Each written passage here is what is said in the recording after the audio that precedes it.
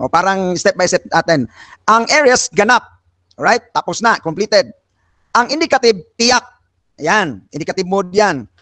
Alright, ang middle voice, para sa kanyang sarili. In other words, ganap at tiyak na pinili ng Diyos para sa kanyang sarili. Explosion!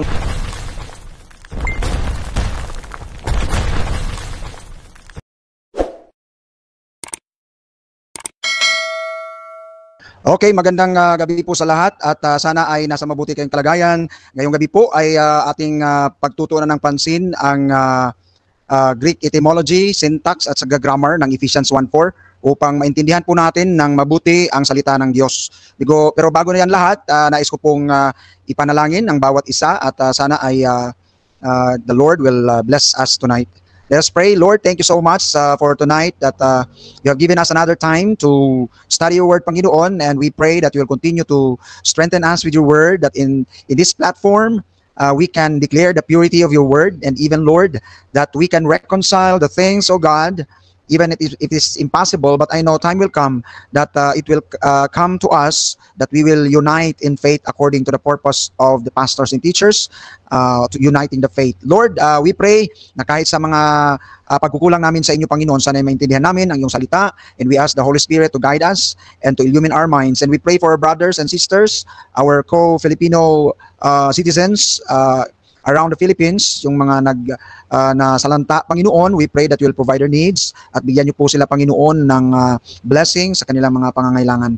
Lord, we pray that you will also bless Russia and his family, and this platform, Lord, will glorify your name. And so, Father, we commit to you everything in the name of the Father, the Son, and the Holy Spirit. Amen.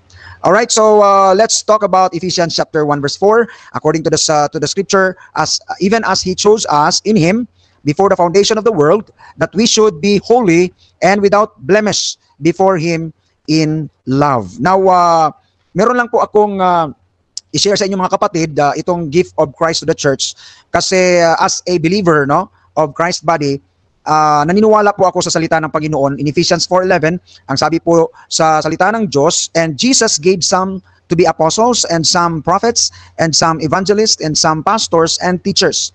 Ang Greek word po ng teachers ay didaskalos. It means doctor, master, or teacher.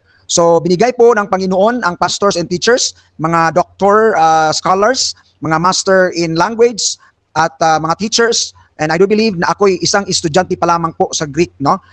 Though I finished 4 semesters of the Greek, 1, 2, 3, and 4, but I do not consider myself as doctor or master. Maybe teacher, but I am still a student and aiming to be a master and doctor of language study by the grace of God. So meron po tayong mga ginagawa ngayon to further my studies, especially napakamahal naman ng enrollment, mga books, so kailangan natin ng financial aid. So it depends upon God. So kung kanyang itutuloy. So dito ko nakita yung aking gift sa pagtuturo. So sana po ay maging blessing ang salita ng Panginoon. My purpose is not to introduce my group, but to introduce to you the purity of God's word. Kung ano yung ating mababasa, kung ano yung ating makikita, yun ang ating pag-uusapan at yun ang ating talagang dig deeper. When we talk about doctrine, mga kapatid, kailangan nating dig deeper. Of course, kung translation lang, o pwede naman yon, pero kapag when we talk about doctrine, we have to dig deeper to the language. Kasi po yung ating mga translations, King James, iba pa dyan, NIV, are just translations coming from scholars. And then we can use that, we can understand that. But when we talk about deeper doctrine, especially yung mga hairline, mga kapatid, napakaliit, mga hairline, mga doctrines, Baptist between Baptist, Catholic between Catholic, may mga misunderstanding. So we need to dig deeper to the language. So kaya nga we go to Greek language, mga kapatid at mga kaibigan. So my presentation tonight will be based on research and based on my knowledge, and napakasimple naman lang, mga basic naman lang ito. Pwede ninyong i-research, pwede ninyong i-type dyan if you want to know the meaning of teacher. Is it true that didaskalos means doctor, master, or teacher? So you can type, you can Google it, and Google and ChatGPT will help you, right? So ngayon punta tayo, mga kapatid, sa unbendable Greek etymology, grammar, and syntax analysis. Now, when we talk about etymology, it talks about, mga kapatid, sa anong meaning nito? It means the study of the true meaning of words that come from Greek, mga kapatid. So, kung makita ninyo, example, makita ninyo dyan sa inyong Bible church, So, nung unang pagkintindi ko sa church, Baptist, yung building ng Baptist, pagpapasok ako doon, yun ang church. Pag lumabas ako sa church building, yun na yun. Yun yung akala ko because yung nabasa ko church, akala ko building made of wood, cement. But it is not. It is ecclesia. Ekaleo means called out ones or called out people of God. So meron talagang diferensya no, kung marunong ka sa etymology. That is the meaning of etymology. Now, our focus sa etymology ngayon ay ang ating example, exelexato. Ito yung salita sa Ephesians, He chose. Isang word lang yan sa Greek, exelexato. He chose, God chose, mga kapatid at mga kaibigan. Ang meaning niyan, talaga, God chose or select, pick out from among. Alright? Pick out from among. Now, meron akong mga illustration dito, mga kapatid at mga kaibigan. Mamaya, ipapakita ko sa inyo. Ang pick out from among, mga kapatid, mga kaibigan, ito yung may halimbawa. Siguro makikita nyo dyan, mga kapatid. Ito ang group of lemons, alright? So, I pick out from among. I choose. I select. So, hindi pwede, mga kapatid, na sabihin mo, sana pinili mo lahat. Sana sinelect mo lahat because it will bar down the true meaning of the word exelexato. Kasi ang salita, pick out from among. So, dapat may maiwan. Hindi pwedeng sabihin mo, sana pinili lahat ng Panginoon. It will break the Greek etymology because the word exelexato means to pick out from among. Alright? So, sana klaro yan mamaya, mga kapatid, no? Sana klaro yan, to pick out from among. So, mali kaagad yung mga nagsasabi dyan na pinili daw lahat ng Diyos. So, it will bend the Greek etymology. And you are a low bender. Low bender ka niyan, kapatid, no? So, bawal yan. Because if we are going to study itong etymology, meron akong nakita dito kanina eh. Pagpakita ko sa inyo ha. Alright. Is it a violation to the Greek etymology when you say God must select every single individual without exemption? Yun yung question. So, ating itanong yan kay ChatGPT, kapatid, or ito. Ayan, copy-paste natin and let's go. Is it a violation? Anong sagot? Alright? The phrase, God must elect every single individual is not a violation of Greek etymology, but it may intention with Greek etymology of the word elect. The word elect comes from Latin electos, the past participle of elegere, meaning to choose out from out, elegere to pick, choose. Mga kapatid at mga kaibigan, to choose out or pick out from a group. Ayan, mga kapatid at mga kaibigan. So, if you say God elects every individual without exemption, you're effectively saying God chooses everyone. So, it brings problem, mga kapatid, mga kaibigan, tension sa Greek. Okay, there is a tension. You are creating a tension when you say that one, mga kapatid at mga kaibigan. No? So, even in Greek scholars, they won't agree that you will say, God will choose every single individual. Kasi nga, mawawala yung election. Halimbawa, sino ba sa atin dito na kapag election, apat yung tumakbong mayor, isusulat mo lahat doon sa balota, ang apat na mayor. Ano bang klaseng desisyon yan? Pag sinabi mong election, magpili ka. Kung ilan ang kailangan, yun ang piliin mo, hindi lahat. So, hindi magiging election yan kung piliin mo lahat, apat, ilagay mo sa balota. Walang ganong butante. So, the word exelexato is picked out from among. Tandaan po natin yan, mga kapatid, para hindi po tayo magkaroon ng kamalian pagdating ng panahon. Alright? So, ito yung sinabi ko kanina. Alright, let's go sa katos, elexato, hemas, and autu. So, yan sabi, no? So, madali lang naman magbasa ng Greek kung memorize mo yung letter. So, ito yung pinaka-basic na pinag-aralan namin noong una, way back 2004, 2005, ang tagal na po. So, ito po yung pinag-aralan namin, ang pagbasa muna, no? Katos, exelexato, hemas, and autu. So, yun po ang pagbasa niyan, meaning, He chose us in Him. Now, He chose, meaning the main verb, exelexato, is in aorist indicative middle. Yan po ang sa verb, no? Kapag verb, pag nakita natin yung verb sa Greek, mga kapatid, ay doon natin malalaman talaga, yun yung pinaka-importante sa mga Greek students, yung verb, kasi action word yan eh. So doon mo makita ang tense, doon mo makita ang mood, doon mo makita ang voice. Ano yung aorist tense? Na meron akong dito, ito yung tense, okay? Present, imperfect, aorist. So ito yung aorist. Ano ang aorist tense? Yan, palakihan natin. aorist, a single completed action in the past. A single completed action in the past. Yun po ang ibig sabihin ng aorist, mga kapatid at mga kaibigan. In other words, it is a completed action in the past. Hindi mo masasabi na hindi pa pumili ang Diyos. Pipili na siya kapag naniwala ka. So, mali ka kaagad. You are bending the Greek grammar. Kasi pag sinabi mong grammar sa word, pag sinabi mong syntax, relationship of words. Pag sinabi mong grammar, nakafocus lang sa isang word, ano ang tense niya, ano ang mood niya, ano ang kanyang voice. So pag sinabi mong hindi pa pumili ang Diyos ay pumili nung ikaw ay naniniwala. So you are bending the Greek grammar because he chose is in aorist tense, meaning completed action na po yan. Tapos na, ganap na kung sa Tagalog pa. Ang indicative mode na naman, mga kapatid, apat ang mode, if I can remember, the indicative, subjunctive, optative, at saka imperative. Yan ang mode, apat. So pag sinabi mong indicative, ang ibig sabihin niyan, mga kapatid, sure, certain, totoo, true. Yun, mga kapatid, ang ibig sabihin ng indicative. Totoo yan, sure yan, certain yan na mangyayari. Yan po ang ibig sabihin ng indicative. Hindi po possibility. Alright? Indicative, ibig sabihin, totoo yan. Nangyari yan o mangyari yan. Yun ang indicative, mga kapatid at mga kaibigan. Ang middle voice, may tatlo yan, mga kapatid. Alright? We'll just go there para madali. Active, middle, and passive. Okay? Active, the subject does the action. Okay? The subject does the action. Ang middle, the subject does the action for themselves. Okay? Halimbawa, ito, mga kapatid, I pick the lemon for myself. Yan po ang middle. I pick the lemon for myself. Ano yan?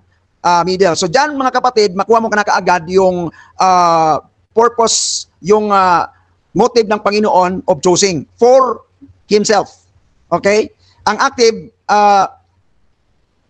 I choose a lemon for you or something for others. That is active. Ang passive, I choose the lemon for the lemon. That is passive. Ibalik ko doon. So, andyan po, mga kapatid, ay middle. Alright? So, ayan o, middle voice. In other words, ganito, mga kapatid, sa Tagalog. I-ano natin na, parang tinamban, kung sa Bisaya pa. O, parang step by step natin. Ang aorist, ganap. Alright? Tapos na, completed. Ang indicative, tiyak. Ayan, indicative mode yan. Alright, ang middle voice, para sa kanyang sarili. In other words, ganap at tiyak na pinili ng Diyos para sa kanyang sarili. Yun ang pagka-translate dyan. Kung translator ka ng Bible, pwede mong usulat yan na ganap kasi aorist, completed action. At tiyak, indicative, sure, na pinili ng Diyos para sa kanyang sarili. Middle voice, para sa kanyang sarili. Yan ang ibig sabihin ng he chose. Now, pag sinabi mo, kapatid, na pinili, halimbawa, ganito, children of wrath, no? Pag sinabi mo na pinili na believers pala. Kasi sabi nila ang us dyan believers, alright? Of course, no? Kasi po, mga kapatid, ang background niyan, si Apostle Paul nag-address siya sa mga believers talaga. Sabi ni Apostle Paul, ganito, ganyan, we have spiritual blessings, you are blessed by God, past tense, you are blessed by God. Sabi na ni Apostle, one of the blessings, yung election, pinili tayo. Now, merong mga nagtuturo na ang pinili dyan, mga believers. Of course, pinili ang mga believers. Pero sa ibang concept nila, na ang Diyos nagpili sa mga believers na maging holy. In other words, from the believers, pumili ang Diyos upang magiging banal.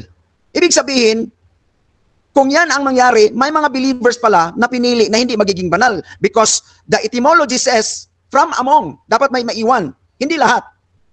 So kung sasabihin mo na ang election dyan sa believer, hindi sa unbeliever. So mali ka kaagad. Bakit? Ibig sabihin, mga believers, nagpili ang Diyos ng mga believers to be holy. Tapos ang etymology, from among, may maiwan. May piniling maging banal, may magiging hindi banal sa mga believers. Kung yan ang ating pag-intindi. So you are bending the Greek etymology. At parang ang theology mo, magiging may believer na pinili para magiging holy, may believer na maiwan na hindi magiging holy. Kasi sasabihin mo, believer yan eh. Yes, totoo na believer. Pero sabi ni Pablo, ang blessings, pinili tayo, not among the believers. Pinili tayo from among them. Now look at chapter 2. May salitang among dyan, mga kapatid. Kasi nga si Apostle Paul, sabi niya, mga believers, ito ang mga blessing. At sinabi niya sa chapter 2, kung titingnan natin ang chapter 2, mga kapatid, chapter 2 sa Ephesians. Ayan. Sabi niya sa verse 3, among whom also we all had our conversation in past in the lust of our flesh, fulfilling the desires of the flesh, of the mind, were by nature children of God. So sinabi ni Apostle Paul sa chapter 2, sa chapter 1 sabi niya mga believer, meron tayong mga blessings sa Panginoon, ganito, ganyan, ganyan. Pag abot sa chapter 2, sabi niya, and you hath he quickened, who were dead before you are dead. Tandaan niyo yan, you were dead in trespasses, in sins. Sabi niya sa verse 3, among whom, and that is from children of wrath, ito mga kapatid, ayan, children of wrath. Children of wrath. Kasi ang word na excellent sa to, pick out from among them. Pick out from among them. Among whom? What? Among whom what? Children of wrath. So, you're picked out by God to be holy. Alright? So, titingnan natin yung mamaya ang in him. Mamaya, i-illustrate ko mamaya ang in him. In other words, mga kapatid at mga kaibigan, kung sasabihin mo na believer lang ang pinili dyan, ibig sabihin may maiwan na believer na hindi magiging banal. And that theology is very wrong. Bakit ganon? Okay? Because ang intindi mo, ang pinili dyan, mga believer. Okay? Mga believer lang ang pinili, hindi sa unbeliever. Ibig sabihin, nagpili ang Panginoon sa mga believer na maging banal from among the believers and then may maiwan na hindi magiging banal. Problema tayo dyan sa doctrine, mga kapatid at mga kaibigan. You are bending the Greek etymology. You're bending the Greek etymology and you are creating a wrong doctrine. Isipin nyo, sa mga among the believers, may magiging banal, may magiging hindi. No, the point of Jesus Christ na pinili tayo kay Kristo para tayo lahat magiging banal. Alright? Okay. So, yan ang kanyang kung isa-isahin mo talaga ganap at tiyak na pinili ng Diyos para sa kanyang sarili. Mga kapatid at mga kaibigan. Andyan ang aorist, ganap. Andyan ang indicative mode, tiyak. Andyan ang middle voice, for himself. For himself. God chose for himself. Diyan pa lang makikita mo na yung purpose ng Panginoon. For himself. For his good pleasure. Yan ang sabi. Now, sino ang object? Alright? Ganap at tiyak na pinili ng Diyos para sa kanyang sarili. Sino? Ang object. Ang sa Greek, mga kapatid, ang analysis talaga dyan, ang grammar talaga dyan, is as, must. Now, accusative case na mga kapatid. Now, pag sinabi mong accusative case, it is basic sa mga Greek students. You can research it. Ang accusative case, first person plural, the object receives the action of the subject. Ibig sabihin, yang mas na yan, yang as na yan, siya yung nakatanggap sa verb. Hindi si Kristo. May nagsasabi kasi dito, no? They are bending the Greek grammar. Sabi nila si Kristo ang pinili dyan. Na ano ka na lang, nasama ka na lang. That is a wrong teaching. That is not pure teaching from the word of God, because ang object talaga sa Greek dyan is mas accusative nga, accusative case. Ibig sabihin, ang person na yan, yung as na yan, is the object who receives the action of the subject. Siya yung nakatanggap, hindi si Kristo, kundi ang as. Now, may iba nagsasabi, kayong mga Calvinist, as ang pinokos nyo dyan. Kasi nga, we are very strict sa syntax at sa grammar. Kasi yan ang rule eh. You cannot bend that. You are sabi nila, you are selfish. Sabi ninyo, God lang. To God be the glory. Bakit kayo selfish sa paggamit sa Ephesians 1:4? Bakit kayo ang center dyan, hindi si Kristo? Iyon ang sinabi ng Greek eh. Mga kapatid at mga kaibigan, sa verse na ito, yan ang object, hindi si Christ. Mga kapatid at mga kaibigan. Ang object ng action is the us, the must. So, kayong nagsasabi na kaming mga Calvinist is, kung sa Ephesians 1:4, nakafocus sa us, because we cannot bend the Greek grammar and syntax. Because that is what it means. Accusative case, mga kapatid at mga kaibigan. Now, meron tayong quiz dito. I hope matuwa kayo sa aking, if you are a translator, alam mo na he chose us. Alam mo mga kapatid, kahit pa wala ang in him dyan, ang before the foundation of the world, and yung sinabi dyan na to be holy, kahit wala yan, may complete sentence na he chose us. That is a complete sentence. He chose us. Kompleto ng sentence. May main verb at saka may object. So kung ikaw ang translator, he chose us, ano ang pag-translate mo na mas maliwanag? Example, katos, exelect sato, hekmas, en autu. Kung ipa-translate sa iyo yan mga kapatid, in Tagalog, ano kaya ang magiging, tapos alam mo yung aorist, indicative, middle, ano kaya ang interpretation mo? Ganito, number 1. Ganap at tiyak na pinili ng Diyos para sa kanyang sarili si tayo. Okay? Parang ano talaga? Kasi ang object si tayo. Okay? So, ganap at tiyak na pinili ng Diyos para sa kanyang sarili si tayo. Ganun ba? Parang awkward ano? Number 2, ganap at tiyak na pinili ng Diyos para sa kanyang sarili tayo. Parang barok. Alright? Pero kung number 3, ganap at tiyak na pinili tayo ng Diyos para sa kanyang sarili, magandang pakinggan, ano mga kapatid at mga kaibigan. Because with that sentence alone, you can create a translation, complete translation, one sentence. Ganap at tiyak na pinili tayo ng Diyos para sa kanyang sarili. Kung we know what is the Greek sentence, no? And what is the tense and the mood and the voice. All right? So, yun mga kapatid at mga kaibigan. Now, sana po may na-learn tayong lesson sa mga doctrine natin. Example, pinili lahat daw ng Diyos. Mali yun. Kasi nga, you are bending the Greek etymology. Election, pick out from among. Meron talaga, selection talaga yan. Selection talaga, that's the word. Selection. Choose, selection, or pick out from among. So may maiwan. Kasi kung walang maiwan, hindi na yan election. Hindi na yan selection, mga kapatid at mga kaibigan. It violates the Greek etymology. There's a tension when we use that in Greek. Alright? And pangalawang natin, pag-ibend natin ang Greek etymology or grammar or syntax, ang mangyari dyan na ang pinili si Kristo. Hindi tayo. Dyan sa verse na yan. So kung si Kristo ang pinili, bakit siya pipiliin? Ano, magiging banal? Wrong doctrine kaagad tayo, mga kapatid. Kasi ang context dyan, pipiliin para maging banal. Kung si Kristo ang pipiliin dyan para maging banal, parang tanga ang Diyos. Pipiliin niya ang second person of the Trinity na magiging banal. Ano yan? So magkakamali ka kaagad kung yun ang gagawin mo. So I hope you have learned something, right? So i-arrange mo yan according to the etymology, grammar, and syntax analysis, mga kapatid at mga kaibigan. Na ngayon, ang prepositional phrase, ito mga kapatid, excited ako dito excited ako mamaya i-illustrate ito kasi ang action word ito, dapat i-action mo talaga. Kasi nung in-action ko ito, parang nagkabuhol-buhol yung aking interpretation. Kasabi ko, hindi pwede ito. Itong action na to, ay hindi rin pwede, ma-violate ang etymology. Itong action na ito, ay hindi pwede, ma-violate ang ganito, ganyan. So, in-action ko yung word na choose. Okay? So, ipapakita ko sa inyo mamaya ang action. Now, ang prepositional phrase in him, NO2, listen, describing where or how the choosing took place in Christ. Instrumental si Christ. Alright? Huwag niyong kalimutan yan, mga kapatid at mga kaibigan. Wala pong pinag-usapan dyan na time. Wala pong time na pinag-usapan dyan, kapatid at kaibigan. Kasi pag may time, ang mangyari dyan, ang mangyari dyan, dapat ganito sana. Pag may timing kasi yung iba, pinili ka nung naniwala ka. So binigyan ng time nung naniwala ka. So nag-violate ka kaagad sa N, prepositional phrase. Because kung timing ang pinag-usapan dyan, kailangan, if it is accompanied by time or day, ang magiging sulat dyan, N2 kairo, in the time. So may time. Or inti hemera, on the day. N2 kairo, in the time, NT hemera, on the day. So kung may ganun, timing ang pinag-uusapan, mga kapatid at mga kaibigan. Alright? So if it is not, then expresses spatial, relational, sphere, not timing. NO2. Alright? So balik tayo doon sa aking explanation.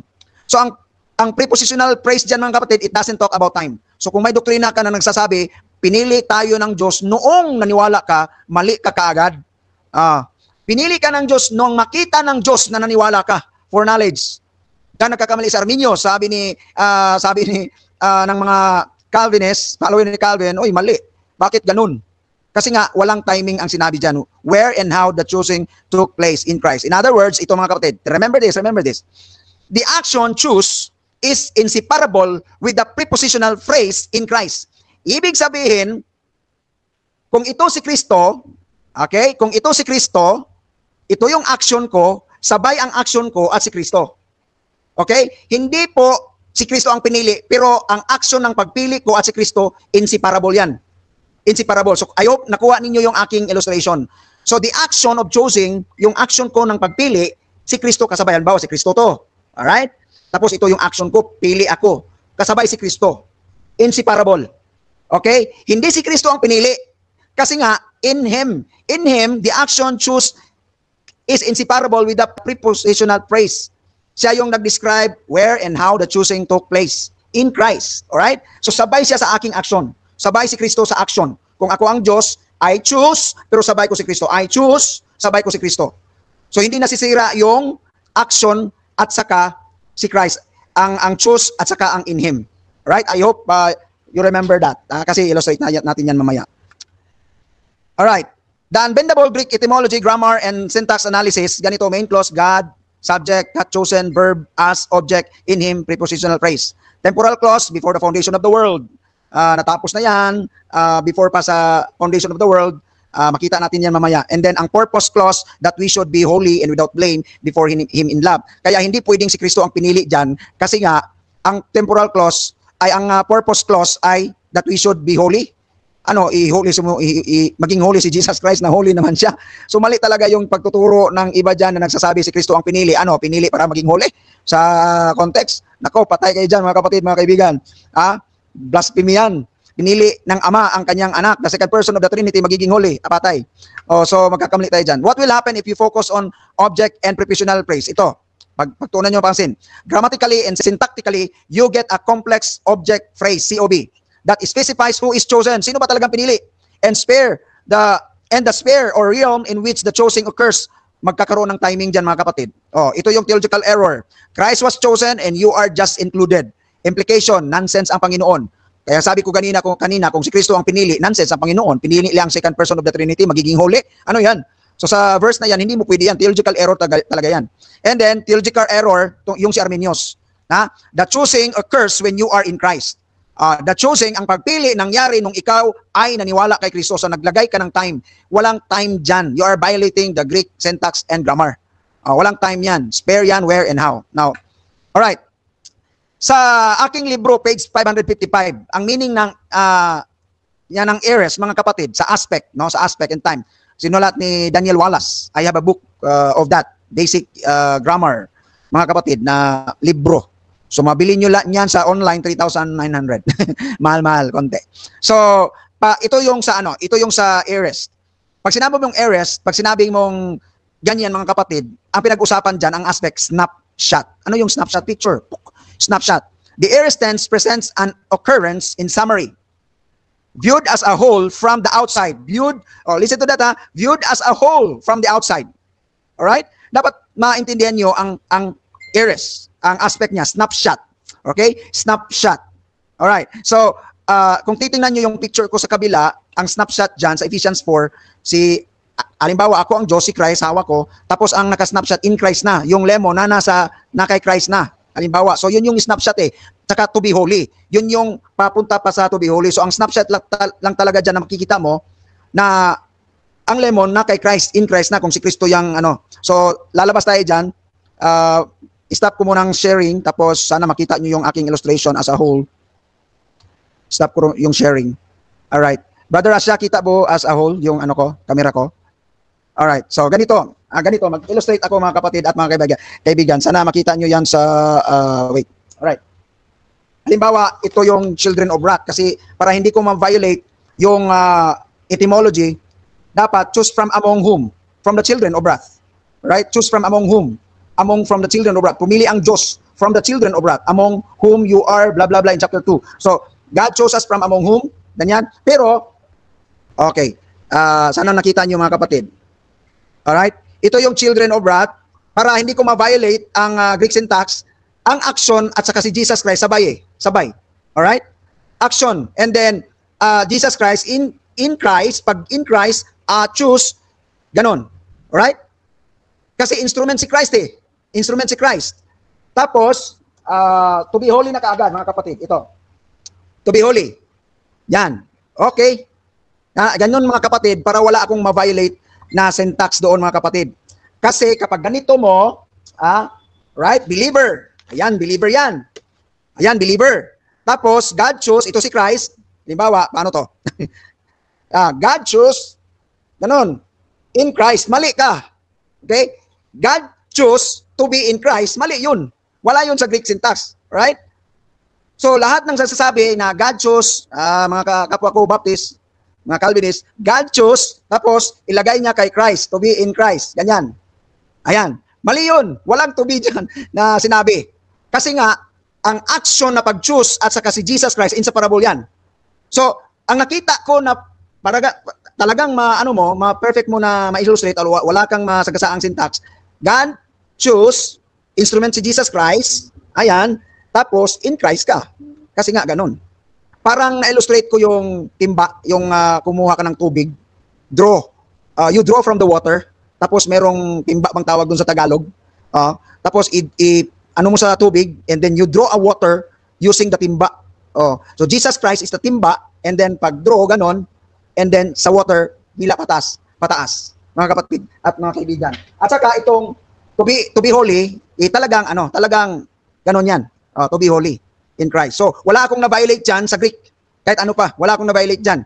Because yun talaga ang nasa isip ko na ma-action mo yung sinabi sa Greek syntax. Kasi choose is an action word, mga kapatid at mga kaibigan. So sana naliwanagan tayo mga kapatid. Tsaka itong pangyayaring ito before the foundation of the world. Now, ibalik ko sa inyo mga kapatid ang sinabi ko na snapshot. Okay? Snapshot or blueprint. Yun yung hindi natin matanggap kasi. Yung blueprint. Ano yung blueprint? Tapos na pero hindi pa nangyari. Ang building, wala pang building pero sa engineer, sa kanyang mind, tapos na yun. Alam na niya anong gagamitin dun. Alam na ang size ng alam niya kung anong size ng bar, anong gagamitin, because in the mind of an engineer, sa blueprint niya, yung hindi pa nagawa, nasa mind na niya, tapos na yun mga kapatid. Kaya nga sabi ko kang RA, in the mind of God, logically, that is finished. But ontologically, actual, hindi pa.